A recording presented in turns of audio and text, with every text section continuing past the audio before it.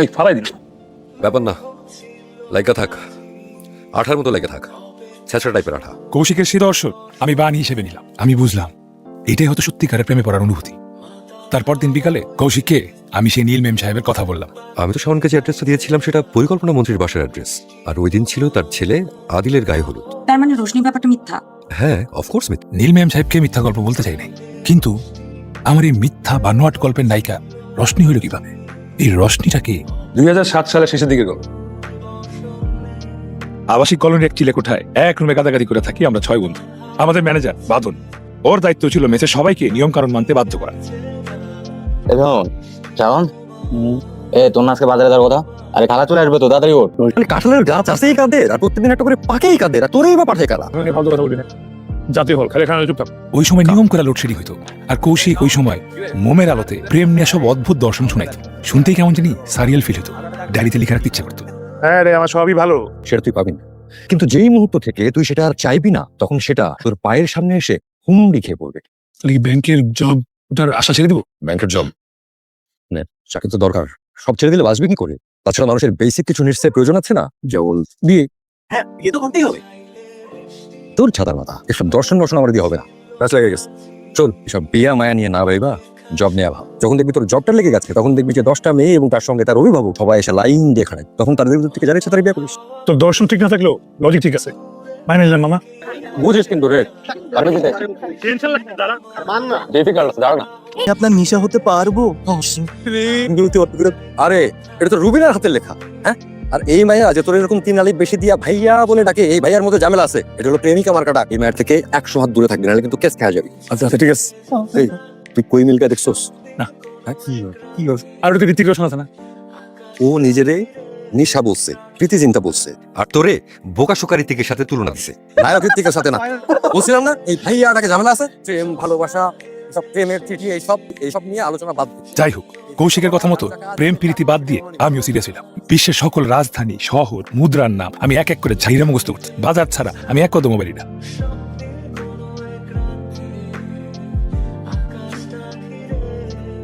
সত্যি প্রেম করছিস? আরে একটা কবিতা লিখা বলছি, আমার লেখা প্রথম কবিতা। কাম সারছে তোর মধ্যে তো রুদ্র মোহাম্মদ শহীদুল্লাহ ভর করছে বাল। হ্যাঁ, করছিস কি? আহা, বিদায় বেলায় হাহাকার দেখি, থেকে গেলে দেখি না কেন, অভিমান মাখো কাজল চোখে, বিষাদ কেন সাজাও বুকে, বিদায় বেলায় জাপটে ধরো, আগলে রাখো না কেন পাজর খাজে। শুধু আমি না, নীল মেম সাহেবকে দেখার জন্য আমাদের সবারই সেই অপেক্ষা। আসসালামু আলাইকুম। অলবসলাম। কেমন ভাইয়া, কেমন আছেন আপনি? হ্যালো। পর পর 2 দিন বিকাল 4টায় আমরা সবাই অপেক্ষায় থাকি নীল মেম সাহেবের, কিন্তু তার আর দেখা নাই। জানিস, আল্লাহ জানে কিছু হয়ে যাবে। ভালো করে পড়, পরীক্ষাটা দে, নাহলে তোর ওই নীল পরি করে জলের মধ্যে ডুবে যাবে। আমি আমার ইহু জীবনে কখনো রেড কভার দিতে সাহেব কলোনিতে আসে ঠিক বিকাল 4টা। তারপরের বৃহস্পতিবার আমার ধারণা সঠিক প্রমাণ করে আবার সেই নীলকারি প্রবেশ করি। এবার ভাগ্য ভালো, আমার সাথেই ছিল কৌশিক। আমরা খুব কাছ থেকে নীল মেম সাহেবকে দেখলাম। নীল মেম সাহেব গভীর মনোযোগ দিয়ে বই পড়তেছে। আমি আর কৌশিক পিছু নিলাম সেই নীল মেম সাহেবের। কলোনির 79 নম্বর বাড়ির সামনে গিয়া ওই গাড়িটা থামে। বাড়ির নাম শাপলা। খোঁজ নিয়ে দেখলাম 79 নম্বর বাসায় এক সচিবের মা থাকে। এই বাড়িটা তো আপনাদের নিজের না? আমি আর কৌশিক সে বুড়িকে পটাইতে তার বাসার ফ্যান ঠিক করতে চাই। প্লাস না, লায়ার্স। আপনি একাই থাকেন এই পুরো বাড়িতে? এই যে একটা মেয়ে আসে আপনার নাতনি, আমি ভুল করে তো কিছু প্রপোজিং। প্রতি বৃহস্পতিবার বিকাল 4টা থেকে 6টা কৌশিক আর আমি বাজ পাখির মতো নজর রাখতাম ওই বাসায়। সেই দিন কৌশিক আরেকটা ভালোবাসার দর্শন নাজির করলো। শোন, প্রেমিক হইতে হইলে হ্যাঁ সুপার গ্লু হইতে হয়, একদম আঠার মতো লাইগা থাকতে হয়, স্যাচরা টাইপের। মার পারবো। মার মার মার মার।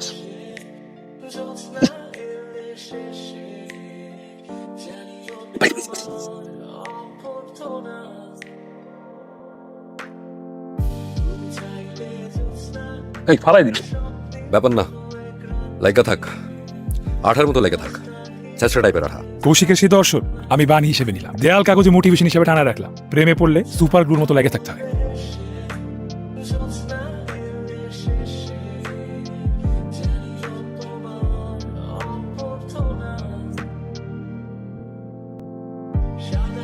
থেকে বেড়ে আনবো জোছনা আলোর বলে যুগল পায়ে ভালোবেসে। কখনো দেখা হলে চোখের ভাষায় কখনো দেখা হলে চোখের ভাষায় বুঝে নিও প্রেম। কে ছিলাম কার ছিলাম তোলা থাকুক সে আলাম। Bravo Bravo. তুই যেমন আগ্রহ নিয়ে পড়তেছিস না, আমার খুব ভাবলেই সিন ভয় পড়ে, কোনো আবেগ অনুভূতি বুঝতে পারি না। কি মনে জানিস কি কোনো রিলেশন আছে?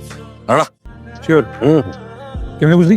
অবজারভেশন এবং লজিক ফাইন্ডিং। লজিক নাম্বার 1, এরকম বাড়াবাড়ি টাইপের একটা সুন্দর মেয়ে যদি কোনো সম্পর্কে থাকে তাহলে সামনের সিটে ড্রাইভারের পাশে বসে গাড়িতে চলাচল করবে না, কারণ এই টাইপের মেয়েদের বয়ফ্রেন্ড হয় তুমুল টাইপের পজেসিভ, ঠিক ঠিক টক্সিক। হ্যাঁ ওকে, ঠিক ঠিক। লজিক নাম্বার 2, কোনো সম্পর্কের ঝুট ঝামেলা যুক্তি থাকলে নিয়ম করে প্রত্যেকদিন বই পড়া পসিবল না। কাজ করি তো না পেছায় ধূপ করে সামনে গিয়ে বলি ওরে ভালোবাসি, যদি রিজেক্ট করে দেয় দিবে আর আবার তো কিছু নেই। তবুও যাকে ভালোবেসে এত কিছু করলাম তার অন্তত জানা উচিত যে তাকে কেউ ভালোবাসছে, তারও যে ভালোবাসতে হবে এটা জরুরি। তাও তো ঠিক, বলে দেয়াই যায়। নীলমেম সাহেব, আপনি কি জানেন আপনার চোখ মেঘের মতো সুন্দর? হবে দিস কেন? তোর আছে চাকরির ইন্টারভিউ? আরে নীলমেম সাহেব, আরে কি রিল ম্যান সাহেব, আমাদের দিকে বাদন 1 ঘন্টা দিয়ে বয়ে আছে। নীলমেম সাহেব কলোনি ছেড়ে চলে যাচ্ছে। 2 ঘন্টা কইয়ে গেছে, জানি না সব ফার্নিচার নিচে পিক আপ করে চলে যাচ্ছে দেখলাম। তাহলে তো দেখা দরকার কইয়ে গেছে। হ্যাঁ। যদি এখান থেকে যায় তাহলে তো আনসালা ধরে গেল, আর তো কোনো খোঁজ পাবে না। ওটাই, আমার একটু পরে ইন্টারভিউ, মনে হচ্ছে চাকরিটা হয়ে যাবে। তুই একটু দেখবি কই যায়। যাওয়া যায়। আমি গিয়ে আর ঠিকানাটা দেখে আসলাম, তুই চাকরি কনফার্ম করলি, তারপর একলা আবার গেলাম। হ্যাঁ প্লিজ প্লিজ জানা। চাকরিটা হয়ে গেল, কিন্তু দুঃসংবাদ হইলো পোস্টিং পড়ছে ঢাকা শহরের বাইরে। কিন্তু আমার চিন্তা হলো নীলমেম সাহেব নিয়ে। এদিকে কৌশিক সেই সকাল থেকে গায়ে। কি এতক্ষণ কই ছিলি? যখন আসলো তখন বাজে রাত 10টা। আইসিস অ্যাড্রেস? তোর এই মেয়ের সাথে হবে না, সচিবের মেয়ে, বিরাট বড় বাড়ি। এমন হয়ে এই আকাশের চাঁদ ছোঁয়ার আশা করে তো লাভ নাই, শুধু শুধু কষ্ট পাবে। কষ্ট পাবো কেন? চাঁদ ছুতে যাবো কেন? আমি তো শুধু আমার অনুভূতি শেয়ার করে চলে আসবো। এখন হবেটা কি? আরে সব লজিক কই পাস? যাকে চাস না তাকে বলতে হবে কেন? বলতে হবে কারণ এটাই আমার মনকে শান্ত করবে। আরে গাড়ি দেখে বুঝে গেছিলাম নীলমেম সাহেব আমার জন্য না। আচ্ছা প্রাচুর্য আমি রাখতেও পারবো। চাকরি যা হলো তাও ঢাকার বাইরে, মফস্বল। তো চাকরি হয়েছে? হ্যাঁ। তো আগে বলবি না তো? আজকে কি খাবো আমরা? স্পেশাল কিছু রান্না? আচ্ছা তুই স্যালারি হইলে খাওয়াস, আজকে আমি খিচুড়ি রান্না করি। হ্যাঁ এই বাদল, আমাকে অ্যাড্রেসটা দে। দেখছিস, এই জন্য তোর কিছু বলতে চাই না। বাড়িতে দেখ বিয়ের আয়োজন চলতেছে, আর কার বাড়ি জানিস? পরিকল্পনা মন্ত্রীর বাড়ি। এবার চল, হইছে। নীলমেম সাহেব দেখা করে কোথাও যাবো না। পাগলামি করতেছিস কেন এরকম? আর কি বাংলাদেশে কি মেয়ে একটাই আর মেয়ে নেই? ভুল হয়েছে, একটা মিস্টেক হয়েছে, এটা ভেবে চল। কিসের ভুল হয়েছে? এত সুন্দর অনুভূতিগুলো ভুল হবে কেন? পাইলাম না, ঠিক আছে কোনো সমস্যা নাই, বলতে তো দোষ নাই। আর প্রেম করতে হলে তুই বলছিস সুপার মতো লেগে থাকতে, তোর কথা চেষ্টামি করতে হয়। তো তাহলে কি করবে? সুপার গ্লুর মতো ছেঁচড়ার মতো দাঁড়িয়ে থাকবে এখানে? তো থাক, দেখ কি হয়।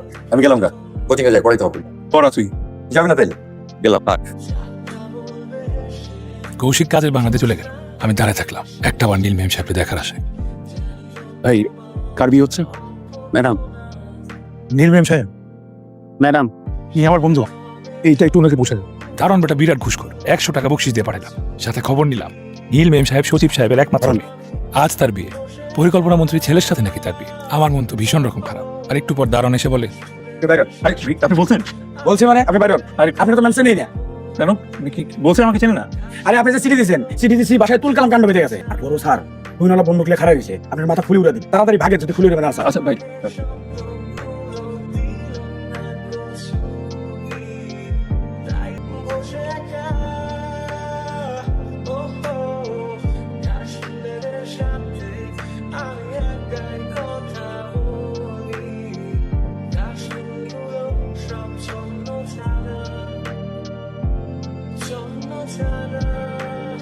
আমি ঘোলা চোখে ভালো করে দেখার চেষ্টা করুন। কে? নীলমেম সাহেব? আমার সামনে যে দাঁড়িয়ে ছিল সে নীলমেম সাহেব না, রশনি। এই প্রথম দেখলাম তাকে। বৃষ্টিতে মেয়েটার চোখের কাছে ভিজে গেছে, মনে হচ্ছে নিজের অনেক কষ্ট ভেঙে চুরমার করে দিচ্ছে মেয়ের ভেতরটা। কি চান বলেন তো? কেন এমন পাগলামি করছেন? আপনি কি? আমি রোশনি। আপনি জানেন না আপনার পাগলামির জন্য আমার বিয়ে ভেঙে গেছে? বাসায় বাবা ভাঙচুর শুরু করেছে। আচ্ছা আপনি কিভাবে আমাকে চেনেন? So nice of you. এটা তো ঝামেলার মতো কেন আসলেন? না আসলে তো আপনি বৃষ্টিতে ভিজছিলেন। আপনি আমাকে ভালোবাসেন? আমাকে বিয়ে করতে চান, এটা বাবার সামনে বলতে পারবেন? ভয় নেই, বাবার বন্ধুকে গুলি নেই, শুধু ভয় দেখাবে। আপনি শুধু সাহস করে সত্যি কথাটা বললেই হবে।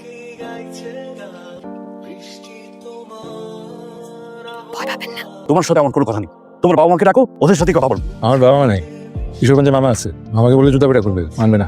আমি মানবো কেন? আমার কোনো পিছুটার নাই। কালকে বিকালে ট্রেনে নিজ চলে যাবো। সাংবাদিক ট্রাস্ট ব্যাংকে আমার চাকরি যাচ্ছে। আমার একটা আশ্রয় দরকার, একটা ঘর দরকার। রশনিকে ভালোবাসি। একটা বন্ধু বললো সুপার গ্লুয়ে লেগে থাকলে নাকি প্রেমিক হওয়া যায়। আমি প্রেমিক হতে গিয়ে সুখে গেলাম। জানতাম না আমার কারণে রশনি বিয়ে ভেঙে যাবে। আমি তো শুধু 5 মিনিট করে দেখতে আসছি। দেখা শেষ? জি, এখন আমার কোনো আফসোস নেই। আমার মেয়ের বিয়ে তো তুমি ফেরাতে পারবে, এই আফসোসের দায় কে নেবে? জি, এই জন্য আমি আন্তরিকভাবে লজ্জিত। বাবা তোমার কথা শেষ, আমি ওনাকে বিয়ে করতে চাই, তুমি কাজে রাখো। তুই বুঝতে পারতেছিস তুই কি বলছিস? এই গাধাটাকে বিয়ে করবি? হ্যাঁ আমি বুঝেই বলছি, আমি তাকেই বিয়ে করতে চাই যে আমাকে আশ্রয় ভাবে। এরপর কাজী ডেকে বিয়ে পড়ানো হয় আমাদের। আর আমার বিয়ে হলো শ্বশুরের পাঞ্জাবি, যা আমার চেয়েও 2 সাইজের ছোট। তার যাবার ব্যাপার কি জানেন? আমাদের বাসর হয় হলুদ গাঁদা ফুলের সুবাসে। পাঞ্জাবিটা একটু টাইট। বাবার পাঞ্জাবি তো 2 বছর আগে। আমি অনেক চেষ্টা করে রশনিকে এই সত্য গল্পটা বলতে পারি নাই। রশনি, তোমাকে একটা কথা বলবো আমি। আমার নারী ভাগ্য খুব খারাপ।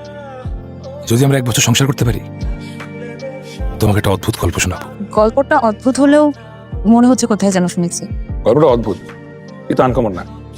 কোচিংয়ে পড়াতে আমি কৌশিক স্যার, নাম শুনছেন নিশ্চয়ই।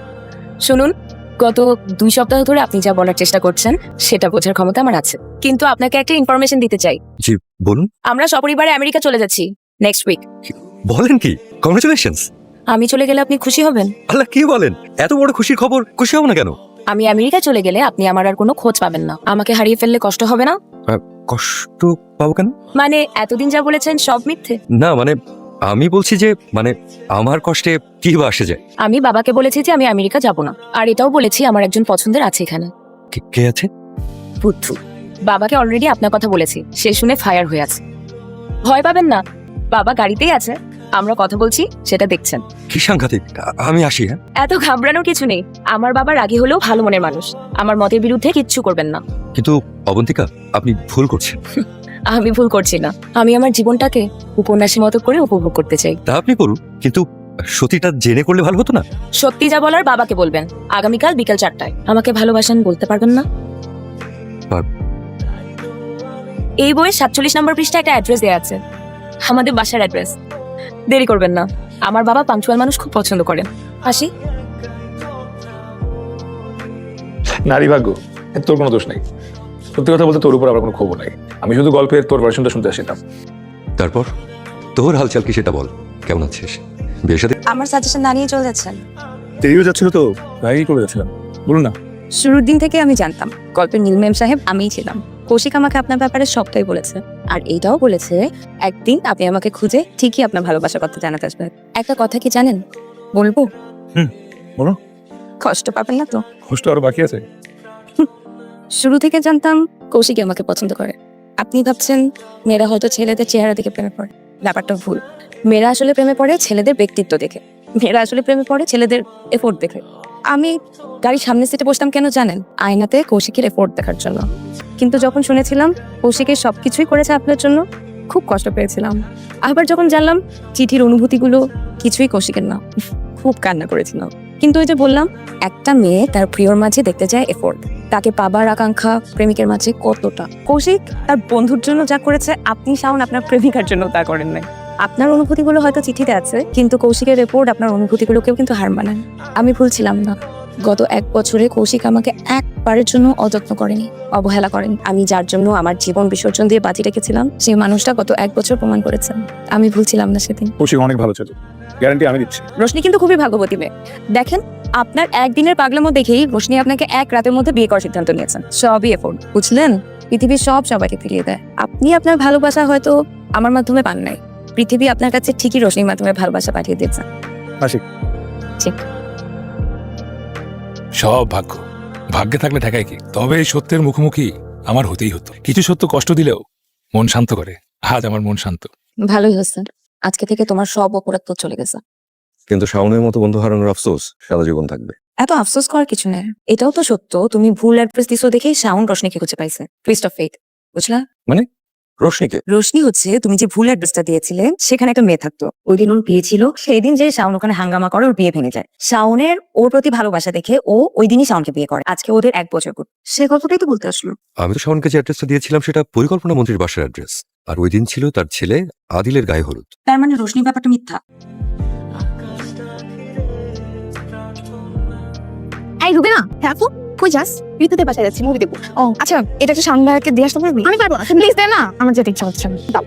আর শুন, এটা একটু দিয়ে আসিস। এই দাঁড়া, শাওনের জন্য একটা চিঠি আসবে। হ্যাঁ, আমার জন্য? কি লিখছে? আপনি কই মিল গে মুভিটা দেখেছেন শাওন ভাইয়া? ভাইয়া আপনাকে না আমার রোহিতের মতো লাগে, আমি কি আপনার নিশা হতে পারবো?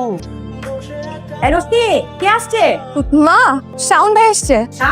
কৌশিকের সব দর্শনের মতো এই দর্শনও ভুল। সুপার গ্লুর মতো লেগে থাকলেই প্রেম হয় না। প্রেমিক হইতে হলে মন থেকে চাইতে হয়, ভাগ্যে থাকতে হয়। আমার ভাগ্যে ছিল নিশা, যাকে পৃথিবী আমার রোশনি হিসেবে পাঠাইছে।